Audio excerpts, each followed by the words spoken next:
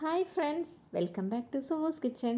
നമ്മളിന്ന് ചെയ്യുന്നത് കണവ അല്ലെങ്കിൽ സ്ക്വിഡ് വെച്ചിട്ടുള്ള ഒരു പെപ്പർ റോസ്റ്റാണ് കേട്ടോ. ഈസി ആയിട്ട് ചെയ്തെടുക്കാവുന്നതും അതുപോലെ തന്നെ ടേസ്റ്റിയുമായിട്ടുള്ള ഒരു സൂപ്പർ റെസിപ്പിയാണ്. ചപ്പാത്തിയുടെയും ചോറിൻ്റെയും ഒക്കെ കൂടെ നല്ലൊരു കോമ്പിനേഷനാണ് കേട്ടോ. അപ്പോൾ വളരെ പെട്ടെന്ന് തന്നെ ചെയ്തെടുക്കാവുന്ന നമ്മളുടെ ഈ ഒരു സ്പെഷ്യൽ റെസിപ്പി എങ്ങനെയാണ് തയ്യാറാക്കുന്നതെന്ന് നോക്കാം. അപ്പോൾ അതിന് മുന്നായിട്ട് നിങ്ങൾക്ക് എൻ്റെ വീഡിയോ ഇഷ്ടപ്പെടുകയാണെങ്കിൽ ഒന്ന് ലൈക്ക് ചെയ്യാനും അതുപോലെ തന്നെ സബ്സ്ക്രൈബ് ചെയ്യാനും മറക്കരുത് കേട്ടോ. അപ്പോൾ നമുക്ക് എങ്ങനെയാണ് ചെയ്യുന്നതെന്ന് നോക്കാം. അപ്പോൾ നമ്മളുടെ കൂന്തൽ പെപ്പർ റോസ്റ്റ് തയ്യാറാക്കാൻ തുടങ്ങാം. അതിനുവേണ്ടി ഒരു പാൻ അടുപ്പിൽ വെച്ച് ചൂടായപ്പോൾ അതിലേക്ക് 2 ടേബിൾ സ്പൂൺ വെളിച്ചെണ്ണ ഒഴിച്ചു കൊടുക്കുക. വെളിച്ചെണ്ണയിൽ തന്നെ തയ്യാറാക്കുന്നതാണ് കൂടുതൽ നല്ലത് കേട്ടോ. അതിനുശേഷം എണ്ണ നന്നായിട്ട് ചൂടായി വരുമ്പോൾ 1 ടീസ്പൂൺ കടുക് ഇട്ട് കൊടുക്കുക. അത് പൊട്ടി വരുന്ന സമയത്ത് അല്പം മാത്രം 1-2 ടേബിൾ സ്പൂൺ കുറച്ച് തേങ്ങാക്കൊത്തും കൂടി ഇതിൻ്റെ കൂടെ ചേർത്തിട്ട് ഒന്ന് മൂപ്പിച്ചെടുക്കുക കേട്ടോ. അതൊന്ന് ജസ്റ്റ് ഒരു റെഡിഷ് കളറിലേക്ക് ആയി വന്നാൽ മാത്രം മതിയാവും. ഈ ഒരു പാകത്തിൽ നമുക്കിതിലേക്ക് കുറച്ച് വേപ്പിലയും കൂടെ ചേർത്ത് ഒന്ന് ഇളക്കി കൊടുക്കാം. വേപ്പില കൂടി മൂത്ത് വരുന്ന സമയത്ത് ഇതിലേക്ക് ഇനി നമ്മൾ ചേർത്ത് കൊടുക്കുന്നത് സവോള അരിഞ്ഞതാണ് കേട്ടോ. 2 വലിയ സവോള ഇതുപോലെ ചെറുതായിട്ട് കനം കുറച്ചരിഞ്ഞതാണ് ചേർത്ത് കൊടുക്കുന്നത്. ചെറിയ സവോളയാണെങ്കിൽ 3 എണ്ണമൊക്കെ എടുക്കാം.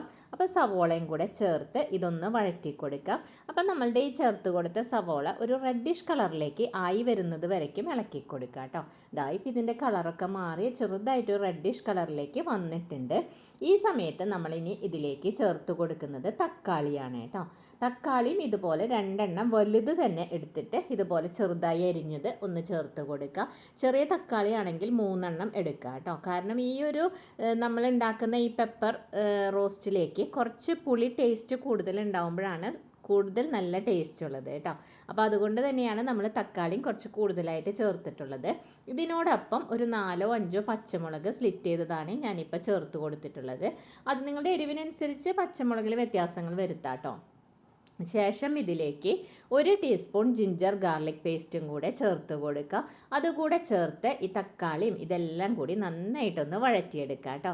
അപ്പോൾ മീഡിയം ഫ്ലെയിമിൽ വെച്ച് വഴറ്റിയാൽ മതിയാവും, അല്ലെങ്കിൽ പെട്ടെന്ന് അത് അടിക്ക് പിടിക്കാൻ സാധ്യതയുണ്ട്. അപ്പോൾ മീഡിയം ഫ്ലെയിമിൽ വെച്ച് ഈ തക്കാളിയൊക്കെ നന്നായിട്ടൊന്ന് വഴണ്ടി വരുന്നത് ഈ ഒരു പാകമാകുന്നത് വരയ്ക്കും നന്നായിട്ടൊന്ന് ഇളക്കി കൊടുക്കാം. ശേഷം നമുക്കിതിലേക്ക് കുറച്ച് പൊടികളൊക്കെ ചേർത്ത് കൊടുക്കാം. അതിനുവേണ്ടി ആദ്യം തന്നെ 1 ടീസ്പൂൺ കാശ്മീരി ചില്ലി പൗഡർ ചേർത്ത് കൊടുക്കുക. അതിനുശേഷം ഇതിലേക്ക് 1/2 ടീസ്പൂൺ മഞ്ഞൾപ്പൊടിയും പിന്നെ നമ്മളിതിലേക്ക് ചേർക്കുന്നത് പെപ്പർ പൗഡർ, കുരുമുളകിൻ്റെ പൊടിയാണ് ചേർക്കുന്നത്. നമ്മളപ്പോൾ ഈ ഒരു സ്ക്വിഡ് പെപ്പർ റോസ്റ്റ് ആയിട്ടല്ലേ ചെയ്തെടുക്കുന്നത്. അപ്പോൾ പെപ്പറിൻ്റെ ടേസ്റ്റ് തന്നെയാണ് കൂടുതൽ വരേണ്ടത്. അതുകൊണ്ട് 2 ടീസ്പൂൺ പെപ്പർ പൗഡർ ഇതിനോടൊപ്പം ചേർത്ത് കൊടുക്കുക. പിന്നെ നമ്മളിതിലേക്ക് ചേർക്കുന്നത് 3/4 ടീസ്പൂൺ ഗരം മസാല പൗഡറും കൂടെ ചേർക്കുന്നുണ്ട്. അതിനുശേഷം ഇനി ചേർത്ത് കൊടുക്കുന്നത് ഫെന്നൽ സീഡിൻ്റെ പൗഡർ, അതായത് പെരിഞ്ജീരകത്തിൻ്റെ പൗഡറാണ് 1 ടീസ്പൂൺ ചേർത്ത് കൊടുക്കുക. എന്നിട്ട് ഈ പൊടികളെല്ലാം കൂടി ഇതിൻ്റെ കൂടെ നന്നായിട്ടൊന്ന് മിക്സ് ചെയ്ത് കൊടുക്കുക കേട്ടോ. മിക്സ് ചെയ്യുമ്പോൾ ഫ്ലെയിം ഒട്ടും കുറവിൽ തന്നെ വെച്ചേക്കണേ, അല്ലെങ്കിൽ പെട്ടെന്ന് പൊടികളെല്ലാം കരിഞ്ഞു പോകും. അപ്പോൾ നമ്മളിപ്പോൾ ഇതൊന്ന് 2 മിനിറ്റ് നേരം ഇളക്കിയപ്പോഴേക്കും നന്നായിട്ടൊരു മൂത്ത മണം വന്നു തുടങ്ങിയിട്ടുണ്ടേ. ഇപ്പം നമ്മളിവിടെ ചേർത്ത് കൊടുത്ത മസാലകളെല്ലാം നന്നായിട്ടൊന്ന് മൂത്ത് വന്നിട്ടുണ്ട് കേട്ടോ. ഈ സമയത്ത് നമ്മൾ ഇതിലേക്ക് ഒഴിച്ചു കൊടുക്കുന്നത് വെള്ളമാണ്. ഇത് നോർമൽ വാട്ടർ തന്നെയാണ് കേട്ടോ. ഞാനിപ്പോൾ ഇവിടെ ഒരു 1/4 കപ്പാണ് ഒഴിച്ചു കൊടുക്കുന്നുള്ളത്. കാരണം നമ്മൾ ഇനിയിപ്പോൾ ഇതിൻ്റെ കൂടെ സ്ക്വിഡ് ചേർത്ത് കൊടുക്കുമ്പോൾ സ്ക്വിഡിൽ നിന്ന് നന്നായിട്ട് വെള്ളം ഇറങ്ങി വരും കേട്ടോ. അതുകൊണ്ടാണ് വളരെ കുറച്ച് മാത്രം വെള്ളം ചേർത്ത് കൊടുക്കുന്നത്.